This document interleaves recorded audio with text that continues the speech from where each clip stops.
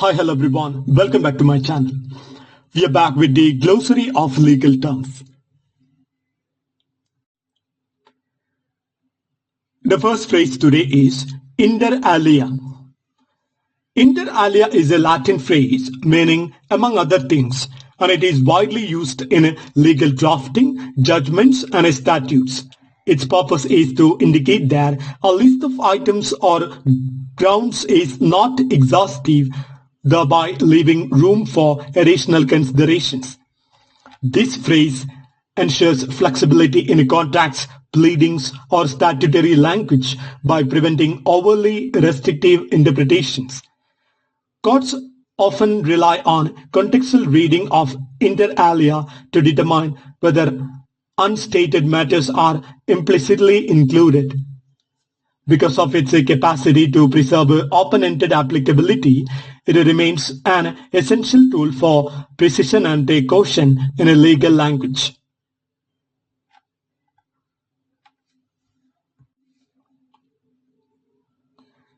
The next phrase is interlocutor in Scottish law. An interlocutor in Scottish law is a formal decree, order, or judgment issued by a court during the course of proceedings. It may address procedural issues, grant an interim relief, or decide a substantive point before a final judgment is given. These orders are formally recorded in court registers and form part of the official case record. Depending on whether they are interim or final, interlocutors may be subject to appeal through prescribed legal remedies. This concept is central to Scotland's distinct legal system, which differs significantly from English law in its use of interlocutory rulings as part of judicial process management.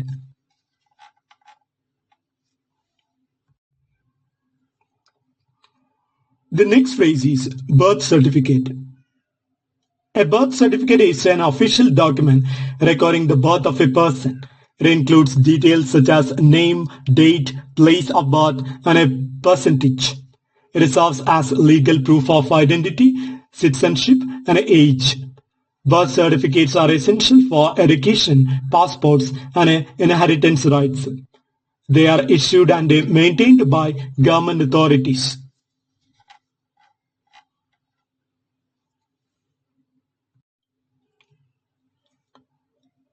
The next phrase is immaterial breach. An immaterial breach is a failure to perform a contractual duty that is minor and it does not go to the essence of the contract. So it does not entitle the non-breaching party to terminate the contract. Instead, the non-breaching party may be limited to damages or specific performance to remedy the shortfall while keeping the contract in force. Determining materiality depends on the extent of the breach, whether it deprives the innocent party of substantially the whole benefit and the breaching party's intent. Courts apply tests, for example, proportionality, harm, and evaluate contractual language and parties' expectations. Parties sometimes include materiality clauses or cure periods to clarify consequences of different breach levels.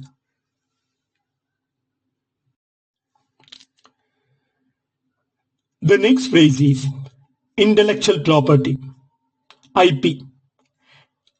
Intellectual property or IP refers to legal rights protecting creations of the mind such as inventions, literary works, artistic expressions, trademarks, and designs. IP rights are granted by law to encourage creativity and innovation, giving creators exclusive rights for limited periods. The scope includes patents, copyrights, trademarks, trade secrets, and related rights. IP can be transferred, licensed, or enforced against infringers in courts. Balancing incentives for creators with public access is the key challenge in IP law.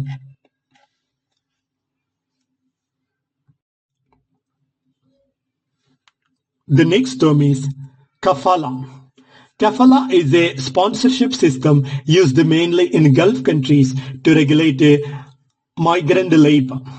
Under it, a foreign worker's residency and employment are tied to a local sponsor called a kafil.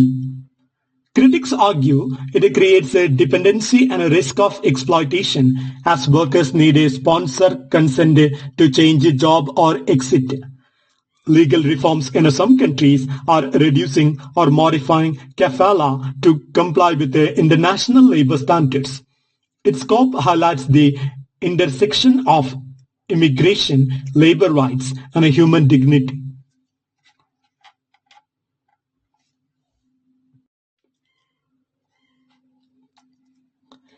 The next term is domicile. Domicile is the place where a person has their permanent legal residence. It determines jurisdiction for taxation, voting, and personal law matters.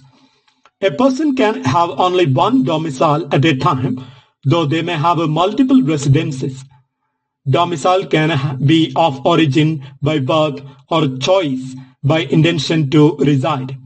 It is a key concept in conflict of laws and succession. The next phrase is contempt of court. Contempt of court is any act that it disrespects or obstructs the authority of a court. It can be civil, that is, failing to comply with the court orders, or criminal, that is, disrupting proceedings. Penalties include fines, imprisonment, or both. Contempt powers protect the integrity and functioning of the judiciary. Courts use this power sparingly to maintain balance with the free expression rights.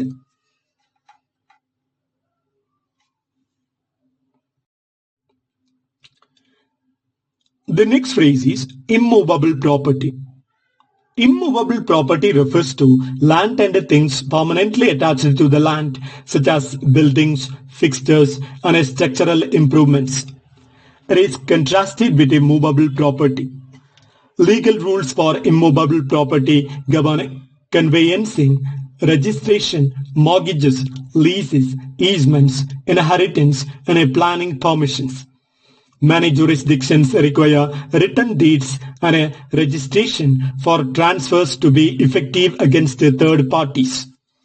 Because immovable property is immobile and usually high value, statutes often impose formalities, stamp duties, and a public registration to protect marketability and third party purchases.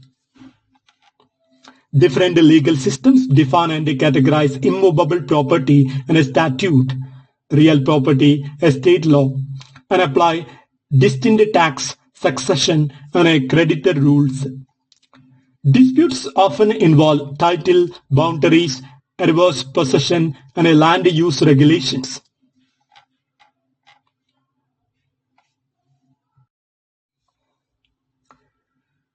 The next phrase is Kaizen clause. A Kaizen clause is a contractual provision that obligates parties, often in supply or service agreements, to pursue continuous improvement in performance, cost, or efficiency. Inspired by the Japanese philosophy of Kaizen, that is continuous improvement, it encourages long-term collaboration and innovation. The scope includes regular review meetings, performance metrics, and shared benefits of improvements. Failure to comply may not always be enforceable as a strict obligation, but serves as a guiding standard. Such clauses promote competitiveness and adaptability in global contracts.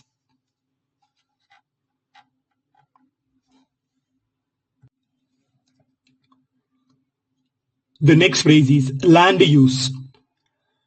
Land use refers to the way land is utilized for purposes such as residential, commercial, agricultural, industrial, or recreational activities. It is regulated by zoning laws, planning policies, and environmental regulations. The scope of land use law includes property rights, development permissions, and restrictions to balance private rights with the public interests. Improper land use can lead to disputes, environmental damage, or planning enforcement actions. Modern approaches emphasize sustainable and equitable land use. The next phrase is witness protection. Witness protection comprises legal and administrative measures to safeguard witnesses from intimidation, retaliation, or physical harm caused by cooperating with investigations or testifying in court. Measures can include identity change, relocation, physical security, anonymity procedures, that is testimony behind the screens, and special courtroom arrangements. Many countries operate formal witness protection programs for high-risk cases, that is organized crime, terrorism. Protection programs often require strict eligibility criteria and may involve cooperation agreements, housing, and financial support while the witness participates in the program. The program scope balances the witness's safety and rights of the accused, that is confrontation and fair trial rights. Courts use tailored measures to ensure evidentiary reliability and defense access. Administrative confidentiality and interagency coordination are critical to effective protection.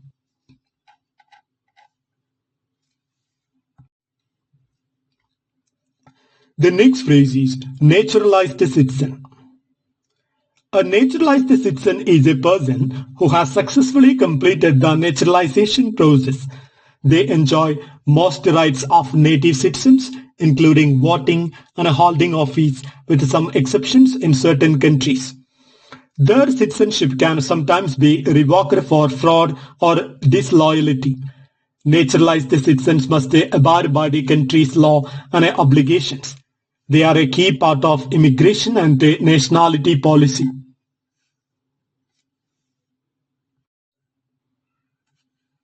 The next term is fugitive. A fugitive is a person who is actively avoiding law enforcement or court process by fleeing jurisdiction or hiding from arrest. The legal status of a fugitive affects extradition, bail, and the ability to participate in litigation.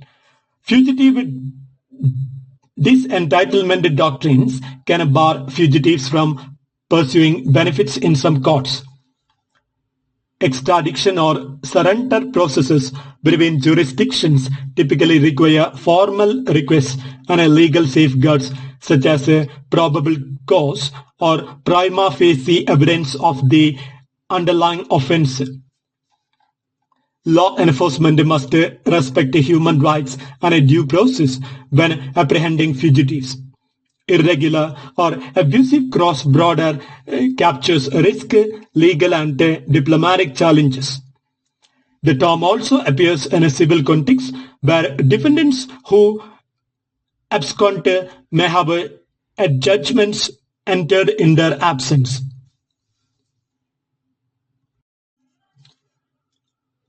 The next phrase is land use planning. Land use planning is the process by which governments or authorities regulate and design the development and use of land to achieve social, economic, and environmental goals.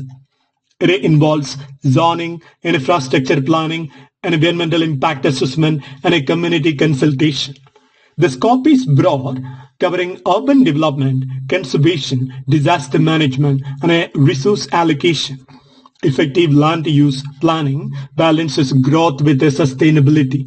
Legal frameworks enforce compliance through permits, zoning codes, and penalties for violations.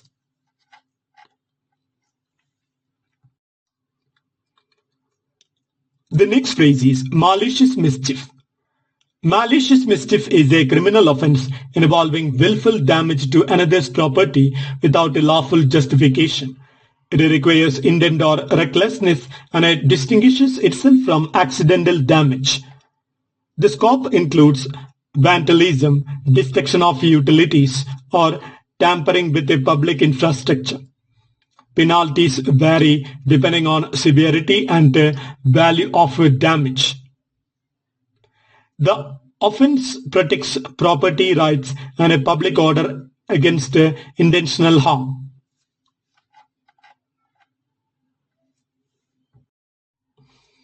The next phrase is multiple damages. Multiple damages refers to compensation awarded in multiples of actual damages, such as double or treble damages. They are designed to punish wrongful conduct and deter future violations. Common in antitrust and consumer protection law, they go beyond a mere compensation. Multiple damages may require proof of willful or malicious behavior. They act as a strong enforcement tool for statutory rights.